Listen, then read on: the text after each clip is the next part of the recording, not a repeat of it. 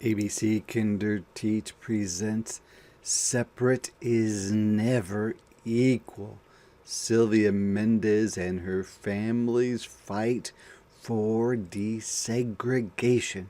Written by Duncan Tonatiuh. Sylvia had on her black shoes. They were shiny new. Her hair was perfectly parted into two long trenzas, braids.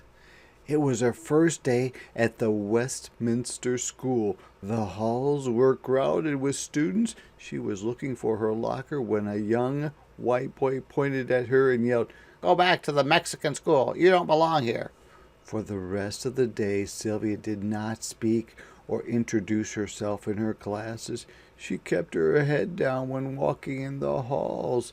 When she got home that afternoon, she told her mom, Felicitas, what had happened. "I don't want to go to that school anymore. The kids are mean." "Sylvia," said her mother, "no sabes que por eso luchamos? Don't you know that is why we fought?" 3 years earlier, in the summer of 1944, Sylvia and her brothers, Jerome and Gonzalo Jr., and their parents had moved from the crowded city of Santa Ana, California, to a farm in nearby Westminster. Her father, Gonzalo Mendez, had labored for years as a field worker picking grapes and oranges. Now he was leasing a farm. He was going to be the boss. On their new farm, they were going to grow asparagus, chilies, and tomatoes. As the summer came to an end and the first day of school neared, Aunt Soledad drove Sylvia and her brothers and their cousins Alice and Virginia to the local public school on 17th Street so they could enroll. Sylvia was going to enter third grade. Gonzalo was going to enter second and Jerome first. What a handsome building, thought Sylvia, as they pulled into the parking lot. Tall trees lined the street in front of the school. There was a playground with monkey bars and a red swing. When they walked into the school, they noticed that the hallways were spacious and clean. "I'm here to enroll the children in school," said Aunt Soledad when they arrived at the principal's office.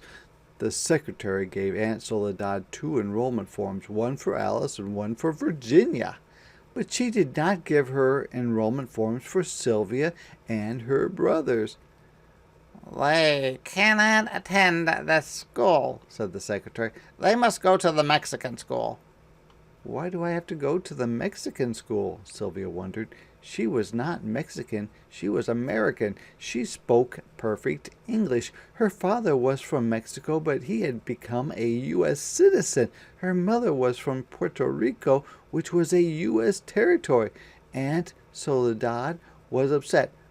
"But we all live in this part of town." Sylvia looked at her cousins. They had light skin and long auburn hair, and their last name was Vidari. Their father was Mexican, but of French descent. Then she looked at her brothers and at her own hands and bare arms. She wondered, is it because we have brown skin and thick black hair and our last name is Mendez? "Rules are rules," said the secretary. "The Mendez children have to go to the Mexican school." "I will not be enrolling any of them, then," said Aunt Soledad, and she stormed out of the office, taking Sylvia and the other children with her. When they arrived home, Aunt Soledad told Sylvia's father what had happened. Mr. Mendez told her not to worry. It had to be a mistake. He would take care of it. He was a businessman, and he was used to dealing with people. The next day, Mr. Mendez met with Mr. Harris, the superintendent of the Westminster School. Mr. Mendez explained that his family had just moved to a nearby farm. "The public school on 17th Street is the closest school to our house, and my children should attend it." "Your children will have to go to the Mexican school, said Mr. Harris. But why? Asked Mr. Mendez. He was not given an answer other than, that is how it is done. In the following days, Mr. Mendez met with Mr. Atkinson, the county superintendent, Mr. Harris's superior, and then with the school board, which oversaw all the schools in Orange County, but they all said the same thing. Your children have to go to the Mexican school. But why? Mr. Mendez kept asking. No one would give him a satisfactory answer. That fall, Sylvia and her brothers had to attend Hoover Elementary, better known as the Mexican School, on Olive Street in the city of Westminster. The building was a clapboard shack, and the halls were not spacious or clean. A cow pasture surrounded the school. The students had to eat their lunch outside, and flies would land on their food. There was an electric wire that surrounded the pasture to keep the cows in. If you touched it, you received a shock. The school did not have a playground, not even a swing. The Mendez family did not give up. Time and time again, Sylvia heard her father talk with co-workers, friends, and other parents. It's not fair that our kids have to go to an inferior school, he said. It's not only the building that's a problem. The teachers at the school don't care about our children's education. They expect them to drop out by the 8th grade. How will our children succeed and become doctors, lawyers, or teachers? Mr. Mendez created a group called the Parents Association of Mexican American Children. He tried to collect signatures for a petition to integrate schools so that all children, regardless of their skin color or background, could have the same opportunities. But every time he asked someone to sign a petition, he would get the same answer. No queremos problemas. We don't want any problems. Many of the parents worked on farms owned by white families and feared they would lose their jobs if they supported the petition. One day a truck driver overheard Mr. Mendez trying to convince a worker to sign his petition. You know, said the truck driver, you could file a lawsuit. The truck driver told Mr. Mendez about a lawyer named David Marcus who had filed a lawsuit on behalf of people in San Bernardino and had helped them integrate the public schools there. At that time, not only were schools segregated, but also other public places as well, such as pools, parks, and movie theaters. Some businesses even had signs that read, "No dogs or Mexicans allowed." Mr. Mendez decided right then and there to hire Mr. Marcus, even if it meant having to spend all of his savings to do so.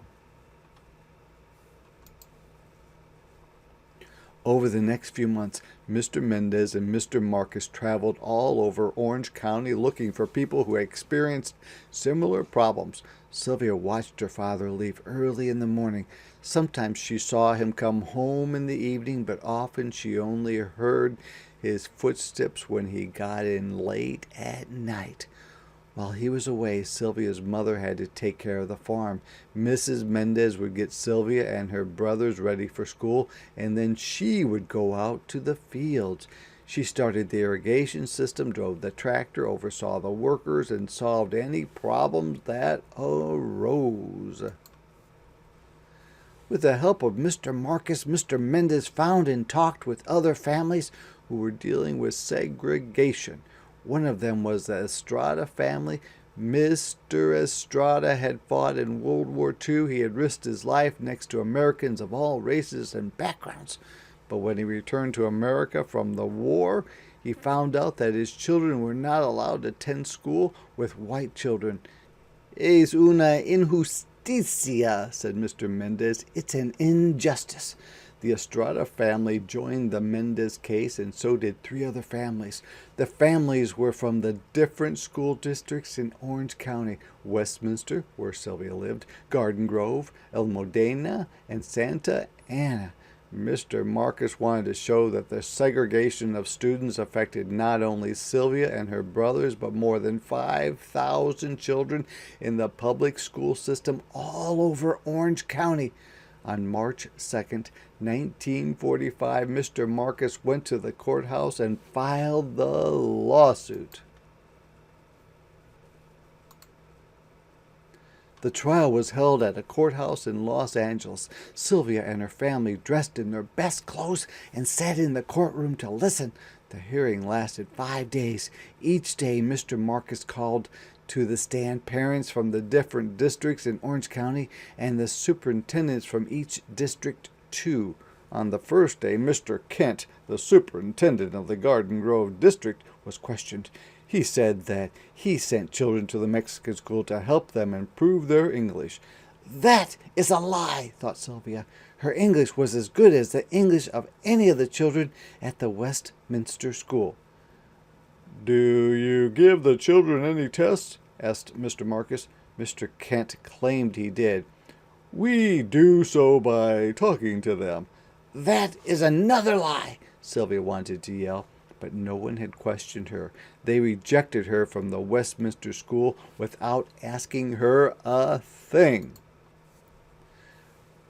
"For what other reasons do you send children to the Mexican school?" asked Mr. Marcus. Sylvia and her family braced themselves to hear what Mr. Kent would say next. "For their social behavior, they need to learn cleanliness of mind, manner, and dress. They are not learning that at home. They have problems with lice, impetigo, and tuberculosis. They have generally dirty hands, face, neck, and ears." The Mendez family and others in the room stared at Mr. Kent in disbelief. What he was saying was not true. It was degrading. "How many of the 292 students at the Mexican school are inferior to whites in personal hygiene?" asked Mr. Marcus. "At least 75%. And in their scholastic ability, 75%. In what other respects are they inferior?" "In their economic outlook, in their clothing, and in their ability to take part in the activities of the school." "Do you believe that white students are superior to Mexicans in the respects that you have mentioned?" "Yes." "And is that one of the reasons they are being segregated?" "Yes." Time and again, Mr. Mendez was asked, "Why can't my children attend the Westminster School?" Now he had an answer. On the second day, Mr. Marcus called to the stand a 14-year-old student from the Mexican school in El Modena. Her name was Carol Torres. She spoke perfect English. It was clear that she had not been sent to the Mexican school because she had problems speaking the language, as the defense lawyers claimed. Mr. and Mrs. Mendez were questioned on the third and fourth day, and so was Mr. Harris, the superintendent of the Westminster School. Sylvia was not called to the stand, but she was ready to testify if they asked her to. She tried looking her best every morning, and she practiced what she would answer. On the fifth and final day of the hearing, Mr. Marcus called to the stand 2 education specialists to explain why it was bad to segregate children into different schools. "Segregation tends to give an aura of inferiority. In order to have the people of the United States understand one another, it is necessary for them to live together, and the public school is the one mechanism where all the children of all the people go," said one of them. The judge nodded his head. He seemed to agree with this. Judge Paul McCormick took almost a year to give his decision, but when he did, he ruled in favor of the Mendez family. In his ruling, he said that public education must be open to all children by a unified school association, regardless of lineage. This meant that everyone must be allowed to attend school, no matter what his or her race or background. The Mendez victory made newspaper headlines. Sylvia's family was ecstatic, but they did not have much time to celebrate because the school board appealed the case. That is, it asked for another trial. Sylvia and her family had to go to the state court in San Francisco to argue the case again. In the new trial, the Mendez family received support from the League of United Latin American Citizens, the National Association for the Advancement of Colored People, the Japanese American Citizens League, the American Jewish Congress, and other organizations. These groups sent letters with information relevant to the case and asked the judge to rule in favor of the Mendez family. Sylvia was amazed that people of different backgrounds and from different parts of the country who had never met her family were getting involved in the case and trying to help them. But her mother said, "Cuando la causa es justa, los demás te siguen." When you fight for justice, others will follow. On April 15th, 1947, the judges in the Court of Appeals in San Francisco ruled in favor of the Mendez family again.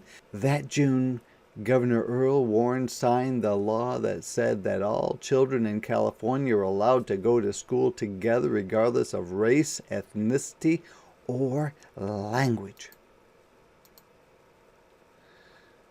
"So remember," said Sylvia's mother, "we fought to make sure you could attend a good school and have equal opportunities." Sylvia thought long and hard about what her mother said. The next day she returned to the Westminster School. This time she did not listen to any whispers. She ignored the children who pointed at her and called her names. Instead, she held her head high. Her parents had fought not only for her and her brothers, but for all their classmates. Looking around, she saw that other children were smiling at her. By the end of the day, she had made a friend, and by the end of the school year, she had made many friends of different backgrounds. She knew that her family had fought for that.